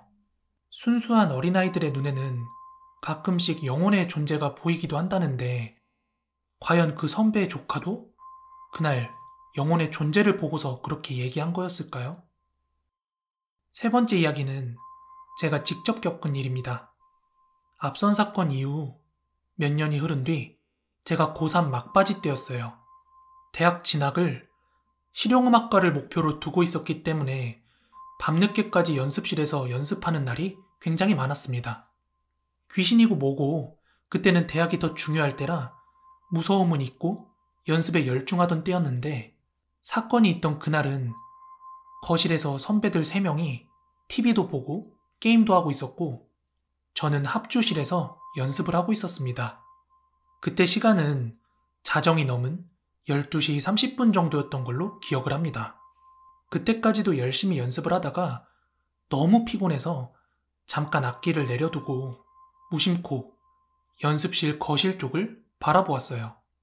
그런데 순간 단발머리 여자가 연습실 입구 바로 옆에 위치한 큰 방으로 들어가는 게 보였어요. 당시 그 큰 방은 저희 밴드의 가장 큰 형이자 리더였던 C 선배가 사용하고 있었기 때문에 저는 뭐 아무 생각 없이 그냥 선배가 또 여자 데리고 왔나? 이렇게 생각을 하고 잠깐 물을 마시러 거실로 나갔어요. 저는 물을 한 잔 마시고 거실에 있던 선배들한테 "C형 오늘 또 여자 데리고 왔어요?" 이렇게 물어봤더니 되게 이상한 눈초리로 절 쳐다보더라고요. 그래서 뭐지? 내가 말실수라도 했나? 라고 생각을 하는 순간 선배 하나가 아, 이 새끼는 여자는 무슨 여자 임마. 오늘 하루 종일 여자 향수 냄새도 못 맡아봤구나. 그래서 저는 아니, 방금 큰 방으로 들어간 여자 있지 않았어요? 제가 봤는데? 이러니까 저보고 너 술 취했냐?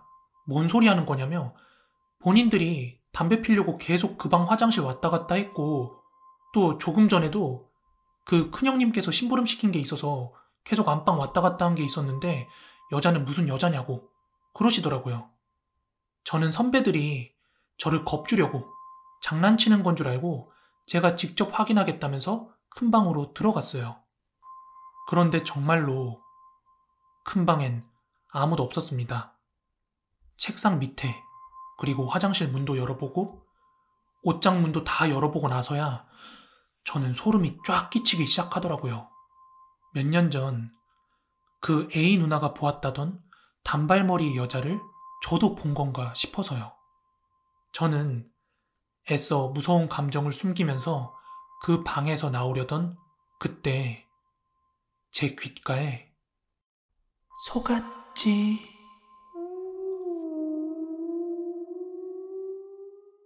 이렇게 누가 속삭이는 걸 들었습니다. 한치의 거짓도 없는 진짜 실화고요. 저는 방문을 닫고 그대로 집으로 가버렸습니다. 후에 이 일을 그때 거실에 있었던 선배들한테 이야기해줬더니 죽어도 믿질 않더라고요.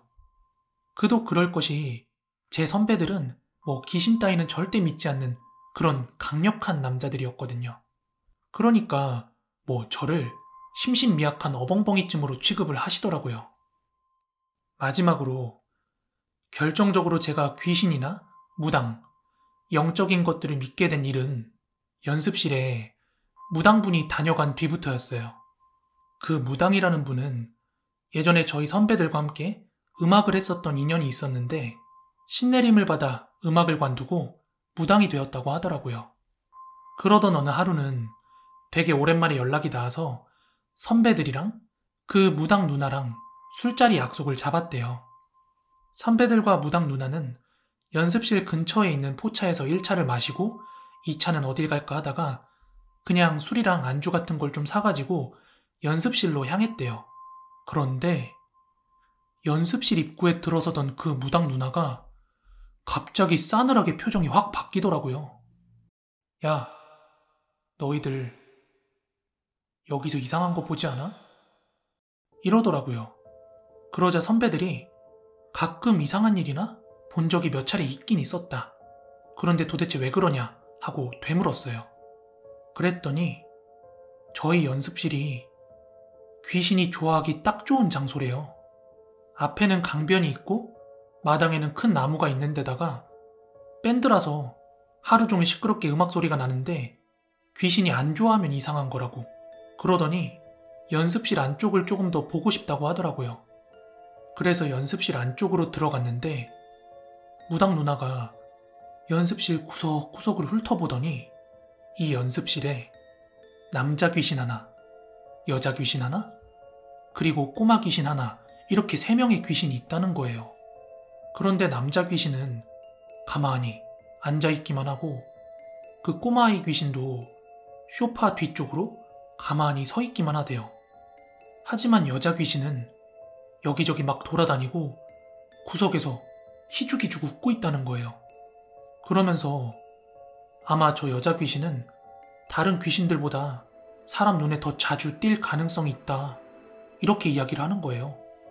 그러나 여기 연습실은 남자들만 모여있다 보니까 양기가 아주 강해서 해를 끼치거나 할 건 아니니까 안심하라고 하더라고요. 그리곤 혹여 몸이 피곤하거나 또는 너무 안 좋거나 기가 약한 사람들은 저 여자 귀신을 목격할 수 있다. 이렇게 이야기하길래 저도 그 귀신을 본 적이 있다. 그리고 예전에 어떤 누나도 한번 본 적이 있다. 이렇게 얘기를 했더니 종이랑 펜을 가져다 줄 수 있냐 그러는 거예요. 그래서 제가 펜이랑 노트를 가져다 드렸더니 거기에 쓱싹쓱싹 뭔가를 그리고 저한테 보여주는데 진짜 그때 너무 소름 끼치고 무서워서 바지에 오줌 쌀 뻔했습니다. 진짜 과장이나 한치의 거짓도 없이 그 노트 위에 제가 봤던 그 단발머리의 여자를 그대로 묘사를 해놨더라고요. 그걸 확인한 저는 그날 도저히 연습실에 못 있겠다고 하고 바로 집으로 떠났고요. 그 뒤로도 연습실에 혼자 남아있는 경우는 단 한 번도 없었습니다. 정말 귀신이나 영적인 것들이 존재한다는 것을 그날 이후로 믿게 되었습니다. 그 이후 대학 진학과 군입대 문제로 저는 밴드를 탈퇴하게 됐고, 제가 제대하고 나서는 연습실이 운영자금 부족 문제로 이제 없어지게 됐고, 현재는 일반 사업장으로 쓰이고 있습니다. 저도 현재는 밴드를 관두고 한 아이의 아빠로 평범하게 직장 생활을 하고 있습니다. 이사 간 집이, 그러니까 한마디로 얘기해서 귀신이 너무 많아서 사연이 있었던 집인데, 그거를 제가 어제 들었거든요. 네. 오늘은 저희 엄마와 오빠가 함께 살던 한 집에 대한 이야기를 해보려 합니다. 저도 이 이야기를 어제서야 엄마한테 듣게 되었습니다. 때는 3년 전입니다. 그 당시에 저는 따로 살고 있었고, 엄마랑 오빠만 약 1년 정도 함께 산 적이 있어요. 두 사람만요. 그때 엄마랑 오빠가 이사를 갔던 그 집에 대해서 이야기를 하자면, 한마디로 기운이 굉장히 좋지 않은 집이었고 귀신이 득실득실 거리는 집이었습니다. 근데 거처를 옮기는 이사라는 게 그렇게 빨리빨리 쉽게 진행되는 게 아니잖아요. 그런데 어떻게 그렇게 빨리 이사를 했는지에 대한 이런 이야기를 하다가 듣게 된 건데, 결론부터 말씀드리면 쫓기듯 도망 나왔다고 하네요. 저희 엄마 같은 경우는 공줄이 세기 때문에 영적인 그런 것들이 건든다 그래야 되나 공격한다 그래야 되나, 하여간 그런 일들이 종종 있어 왔습니다. 그런데 여태껏 살아오면서 이렇게까지 무서웠던 적이 없었대요. 하루는 엄마가 자고 있었는데 한 새벽 늦지막히 작은 방에서 자고 있던 오빠가 엄마한테 오더니 방을 좀 바꿔서 자줄 수 있냐고 그렇게 물어보더래요. 그래서 왜 그런지 물었더니 오빠가 대답하길 도무지 가위를 너무 많이 눌려서 잠을 잘 수가 없다는 거예요. 저희 오빠가 평소에도 기가 좀 약하긴 하거든요. 그니까 그걸 아는 엄마는 방을 바꿔가지고 하룻밤을 자게 된 거죠. 그래서 오빠가 큰 방에, 엄마가 작은 방에서 자게 된 그날 밤이었어요. 엄마는 오빠와 다르게 작은 방에서도 아주 잘 자고 있었다고 해요. 그런데 한참을 잘 자다가 눈을 감고 있는 엄마 앞으로 뭐가 왔다 갔다 하길래 이게 오빠가 와가지고 왔다 갔다 하나? 싶어가지고 눈을 떴는데, 글쎄 엄마 앞으로 검은 연기 같은 것들이 막 이렇게 피어오르더니 갑자기 엄마 이불 밑으로 파고들더래요. 그게. 그 순간 엄마는 태어나서 처음 보는 그 광경에 너무 놀라서 움직이지도 못하고 있는데, 그 검은 연기 같은 것들이 갑자기 손 모양으로 변하더니 엄마의 오장육부를 막 쥐어뜯더래요. 마치 당장이라도 엄마의 내장을 다 파먹어버릴 것처럼 그렇게 인정사정 없이 막 쥐어파더래요. 여러분 한번 생각해보세요. 늦은 밤에 자다가 눈을 떠서 내 몸을 바라봤는데 막 검정 손들이 내 몸을 파고 있다고요. 엄마는 너무 소름 끼치고 무서워서 생전 처음으로 자다 말고 있는 힘껏 비명을 고래고래 질렀대요. 그러니까 새벽에 오빠가 자다 말고 뛰쳐나와서 엄마 도대체 뭔데 그렇게 고래고래 소리 지르냐고. 그러니까 오빠는 강도가 든 줄 알았대요. 왜냐하면 어지간해선 엄마가 가위 눌린다고 그렇게 비명 지를 사람이 아니었으니까요. 하여간 이런 소란이 한 차례 있었고, 그러던 어느 하루는 정말 두 눈으로 보고도 믿기 어려운 일이 하나 발생하게 됩니다. 그날은 오빠가 밖에서 가볍게 술을 한두 잔 정도 하고 한 새벽 1~2시쯤 집에 들어왔대요. 그땐 늦은 시간이니까 엄마가 방에서 자고 있었대요. 근데 밖에 주방 쪽에서 갑자기 믹서기 돌리는 소리가 막 나더랍니다. 근데 상식적으로 그 한밤중에 믹서기를 그렇게 가는 것도 이해하기 어려운 일이지만 너무나도 오랫동안 믹서기를 작동을 하더래요. 그래서 엄마도 잠에서 깼고 뭔가 이웃들에게 피해가 갈까봐 한밤중에 무슨 믹서기를 돌리고 있냐 이렇게 오빠한테 물었더니 오빠의 대답이 저기 손님이 6명씩이나 있잖아 이러면서 손을 들어 큰방 쪽을 가리키면서 저기 손님들 6명이나 있는데 나 빨리 이거 대접해야 된다고 하면서 엄마는 들어가 있으라고 그러면서 또 연신 믹서기를 막 돌리더래요. 근데 손님 접대하는 게 왜 문제냐? 분명 그 방에는 아무도 없었다고 합니다. 엄마는 텅 비어있는 방과 오빠의 그 태도를 보고 그 순간 너무 기분이 쎄했는데 본능적으로 얼른 방으로 들어가야겠다는 생각이 들더래요. 그래서 방에 들어가 누우셨지만 그리고도 한참을 믹서기를 갈고 우당탕거리고 혼자 난리를 쳤대요. 근데 그날은 차마 나가보질 못하겠더랍니다. 마치 그게 오빠가 아닌 것 같아서요. 그래서 날이 밝으면 한번 나가보자 이렇게 생각을 하고 있었대요. 그래서 한 새벽 4, 5시쯤 엄마가 거실로 나갔다가 정말 크게 놀라게 됩니다. 엄마 눈에 보였던 장면은 눈이 완전히 풀린 오빠가 베란다에 양동이 같은 걸 갖고 와가지고 멍하니 서서 자기 옛날 사진이랑 앨범 같은 거를 막 활활 태우고 있더래요. 오빠의 그 넉나간 모습을 보고도 놀랐지만 진짜 그때 집에 불이 날 뻔했대요. 그래서 서둘러가지고 오빠를 끌어내서 방으로 집어넣어놨대요. 엄마가 뭐라 말을 걸어도 듣는 둥 마는 둥 뭐 잘 알아듣지도 못하고 하여간 혼이 나간 사람 같았대요. 이런 장면을 보고 났으니 엄마는 뭐 잠을 제대로 잤을 리가 없었겠죠. 그래서 한 새벽 6시쯤에 막 해가 뜰 때 오빠가 잘 자고 있나 궁금해가지고 다시 한번 방에서 나와봤대요. 근데 정말 그 순간은 어떻게 말로 표현하기 어려울 정도의 소름이 확 올라왔다고 합니다. 글쎄, 오빠가 머리까지 단정하게 세팅을 하고 정장을 빼입은 상태로 그대로 아주 소름 돋을 정도로 올곧이 침대에 이러고 누워있더래요. 마치 마지막을 준비한 사람처럼 난 이제 갑니다 하는 그런 느낌으로요. 그렇게 해가 중천에 뜨고 나서야 뭔가 제정신이 돌아온 것 같던 오빠한테 어젯밤의 일들을 이야기해주면서 물어봤대요. 기억이 나는지 안 나는지. 근데 오빠는 간밤의 일을 단 하나도 기억을 못 하더래요. 아무튼 이런 일들을 반복적으로 겪어가면서 오빠의 상태가 계속해서 눈에 보일 정도로 안 좋아지니까 도망치듯이 그 집을 떠난 거라고 하더라고요. 그리고 그 집에 확실히 뭔가 있긴 있구나 싶었던 찜찜한 몇 가지 일들이 더 있긴 있거든요. 근데 저도 가족이니까 처음에 그 집 이사했을 때 당연히 가봤을 거 아니에요. 그 집은 남향이라 해도 잘 들고 습한 것도 없고 음한 기운도 없는 그런 집이었어요. 처음엔 그저 집이 밝고 괜찮네 하는 생각뿐이었죠.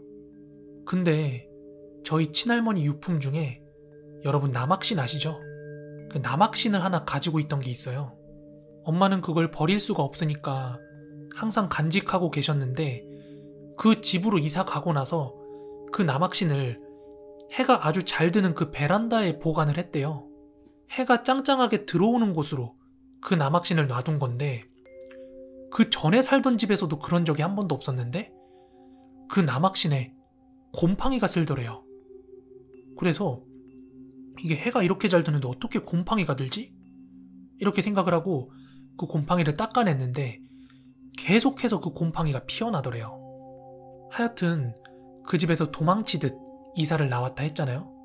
근데 그 이사한 집에서는 그늘에다가 그 남학신을 보관했는데도 불구하고 곰팡이가 단 한 번도 나지 않았대요. 뭐 이런 일들을 겪어가면서 혹시 이 집에 사연 같은 게 있는 건 아닐까? 이렇게 생각이 든 게 처음에 이사 올 때 그 집의 전 주인 여자 혼자 살고 있었는데 나이는 잘 모르겠고 앤틱한 가구 같은 것들로 간소하게 차려놓고 살던 걸로 기억이 나는데 당시 화장실이 굉장히 특이했대요. 화장실에 변기통이 있고 그 변기통 옆에 벽면으로 손으로 직접 적은 불교 경전 같은 게 빼곡하게 아주 길게 붙어 있더래요. 그런데 여러분들 중에 누가 화장실 벽에 그런 거 잔뜩 붙여놓은 거 본 적 있으세요? 하여간 저희 엄마도 그게 너무 희한하다고 생각을 했지만 뭐 띄워버렸대요. 이런저런 일들과 그런 기억들이 상기가 되면서 그 전주인한테 한번 물어보고나 싶어서 전화를 시도했대요. 연락처를 알고 있으니까. 근데 진짜 기가 막히게 또 연락이 두절이 됐다고 합니다. 그래서 하는 수 없이 정말 급하게 도망치듯 이사를 했고 지금 이사를 한 집에서는 전혀 문제없이 잘 살고 있습니다. 다만 엄마는 그 다음에 들어와서 살고 있는 사람을 걱정을 좀 하고 있습니다. 뭐 아이까지 있는 집이라던데.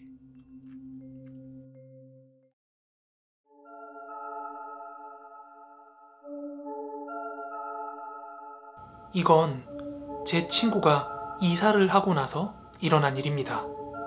7년 전 친구가 급하게 집을 빼줘야 하는 일이 생겨서 서둘러서 다른 집을 알아보고 이사 준비를 했습니다.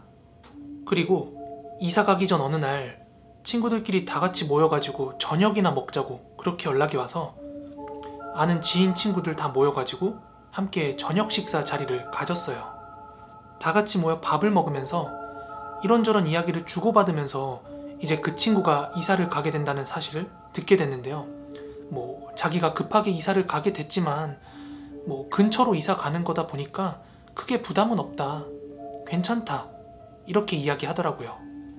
그래서 친구들이 이사도 좀 도와줄 겸 제가 이사 날짜 잡았냐 이렇게 물어봤더니 급하게 가는 거라 그냥 중간에 비는 날짜 잡았다 이렇게 얘기하더라고요. 저는 이 말 듣고 느낌이 조금 쎄하더라고요. 혹시 중간에 비는 날 아무 날이면 설마 손 있는 날은 아니겠지? 이런 생각이 들더라고요. 왜 그런 말 있잖아요. 이사하는 날이 손 있는 날이면 뭐 귀신이 따라붙는다든지 혹은 안 좋은 일이 계속 생길 수 있다는 그런 말이요. 그래서 어르신들 중에 이사 날짜 굉장히 중요하게 생각하시는 분들이 있잖아요. 하지만 저는 설마 무슨 일이야 있겠나? 전국적으로도 하루에 이사하는 집이 몇 집인데 그럼 그 집들 다 무슨 일이 생겨야 되나? 뭐 이렇게 생각하고 넘겼죠.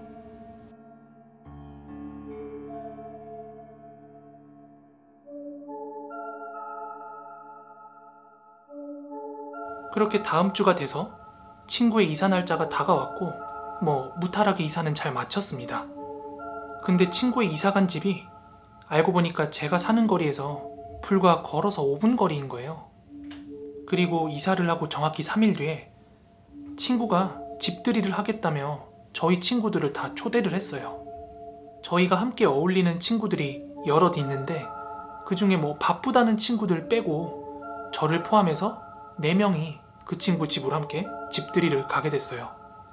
그리고 그날은 어차피 집들이 하면서 술도 한잔 했겠다. 나머지 친구들이 다 그 집에서 하루 자고 가기로 했고 저는 어차피 집이 5분 거리라서 그냥 집에 가서 눈을 붙이겠다고 하고 저는 집으로 왔습니다. 그리고 다음날 제가 점심시간 때쯤 잠에서 깼는데 저희 친구들 카톡 단톡방이 아주 난리가 났더라고요. 그래서 왜 그런가 봤더니 집들이에 갔던 3명의 친구들이 다 같이 똑같은 가위에 눌렸다고 막 너무 무섭다고 막 난리가 나 있는 거예요. 근데 그 집주인 친구는 아무 일도 없었고요. 그러다 보니 이 집주인 친구는 애들한테 무서우니까 아유 장난치지 말라고 막 그러더라고요. 아무튼 그날은 다 같이 해장을 하고 당구한 게임을 치고서 헤어지게 되었습니다. 그런데 사건은 바로 그날 벌어졌습니다. 그날 밤 친구가 샤워를 다 하고 이제 물기를 닦고 옷을 입으려는데 현관 쪽에서 똑똑똑 하고 노크를 하는 소리가 들립니다. 그래서 잠시만요 하고 옷을 챙겨 입고 현관으로 나가려는데 그동안에도 계속해서 노크를 똑똑똑똑 했다고 해요. 그렇게 친구가 옷을 챙겨 입고 현관문으로 나가서 그 문에 달린 조그만 구멍으로 이렇게 밖을 봤는데 아무도 없더랍니다. 그래서 뭐지? 하고 뒤를 도는 그 순간 또 똑똑똑 하고 노크 소리가 들려오길래 문을 열고 누구야? 하고 밖을 봤는데 아무도 없더래요. 그래서 혹시라도 누가 장난치는 거면 좀 들으라고 아씨 누가 장난질이야 이러면서 문을 닫고 집으로 돌아오는데 집 안에서 노크 소리가 납니다. 현관부터 문을 닫고 안방으로 들어가기까지는 작은 방, 화장실, 거실 순으로 지나쳐서 와야 하는데 작은 방 문 쪽을 지나오는데 그 안에서 똑똑똑 하는 소리가 들려서 그대로 굳어버렸대요. 잘못 들은 거겠지? 그래, 에이, 잘못 들은 걸 거야. 이렇게 바짝 쫄아가지고 마저 안방으로 들어가려고 하는데 그 사이 화장실 문 안쪽에서 또 똑똑똑 하는 소리가 들렸대요. 그때 얘가 너무 놀라서 혼비백산하면서 안방으로 뛰어왔고 그대로 저한테 전화를 건 거예요. 얘는 저한테 전화를 걸어서 막 있는 욕 없는 욕 다 찾고 횡설수설 하길래 제가 일단 진정하고 집 근처에 있는 한 카페로 일단 나와 있으라 그랬어요. 그렇게 둘이 집 근처 카페에서 만나서 커피를 한잔하면서 막 이야기를 하다가 제가 혹시나 싶어가지고 그 친구가 이사를 했던 그 날을 인터넷에 검색을 한번 해봤어요. 그랬더니 결과가 손 있는 날로 나오더라고요. 그래서 일단 그날은 저희 집에서 자자고 하고 다음날 아침에 제가 아는 분을 한번 뵈러 가자고 그렇게 친구한테 얘기를 했어요. 그래서 다음날 아침 일찍 일어나 친구랑 저랑 단둘이 그 아는 분을 뵈러 갔어요. 가서 자초지종을 말씀드리고 이것저것 여쭤봤더니 하시는 말씀이 지금 네 물건이 아닌 게 따라 들어왔어. 그 집 영 좋지 않은데 지금이라도 빨리 다른 데 알아봐. 이렇게 말씀하시더라고요. 그런데 친구도 이사 온 지 불과 3, 4일 만에 막 친구들 일도 그렇고 본인이 겪은 일도 그러다 보니까 이사를 할 수밖에 없는 상황에 놓인 거죠. 그래서 제가 당분간은 저희 집에서 지내라고 했습니다. 그리고 친구도 어차피 이삿짐을 다 풀지 않은 상황이라서 빨리 이사 갈 곳을 알아보고 결국엔 이사를 가게 되었습니다. 그렇게 이사 가는 날은 이삿짐 센터를 부르지 않고 용달차만 불러서 저희 친구들이 다 같이 가서 짐 나르는 걸 도와줬어요. 그렇게 짐을 하나하나 나르고 있는데 그 이사하는 내내 제가 괜히 소름이 돋더라고요. 친구들이 했던 말도 떠오르고 제가 신기가 있고 이런 건 아니지만 왠지 모르게 그 친구네 집 주방 쪽으로 계속 눈이 가더라고요. 그래서 주방에 있는 서랍장을 하나씩 열어보다가 제일 높이 끝에 있는 서랍장을 의자를 밟고 올라가서 열었어요. 그랬더니 거기서 액자가 하나 나오더라고요. 액자는 깨져 있었고 그 안으로 사진이 하나 들어있었는데 검붉게 말라붙은 피딱지 같은 게 막 묻어있더라고요. 그니까 지금까지 일들이 뭔가 이것 때문인가 싶어가지고 접대 뵀던 그분한테 다시 한번 연락을 드렸어요. 그랬더니 그걸 당장 흰 천에 싸가지고 이렇게 봉에 갖고 오라고 하더라고요. 그래서 다른 친구들한텐 얘기를 해놓고 저와 그 친구만 액자를 가지고 다시 그쪽으로 건너갔어요. 거기에 갔더니 급하게 제사 같은 걸 막 준비해서 한바탕 치르고 그리고 그 액자 안에 들어있던 사진을 꺼내가지고 불에 태우시더니 그 재를 물에 타가지고 친구한테 먹게 하더라고요. 그리고 나서야 다시 집으로 돌아와서 마저 이사를 마쳤고요. 그 뒤엔 다행히도 별일 없이 아직까지 잘 지내고 있습니다. 참고로 옛 어르신들은 이사 날짜 잡을 때 손 없는 날을 최고로 친다고 합니다. 여러분들도 이사할 일이 있다고 하면은 그 날짜를 잘 알아보시고 한번 잡는 것도 좋을 것 같습니다. 네, 오늘 준비한 무서운 이야기는 여기까지입니다. 여러분 가시기 전에 꼭 한 번만 좋아요 한 번씩 눌러주시면 너무나도 감사하겠습니다. 그럼 저는 내일 더 무서운 이야기로 찾아오도록 할게요. 코린이 여러분들 모두 월요일 하루 화이팅 하십시오. 감사합니다.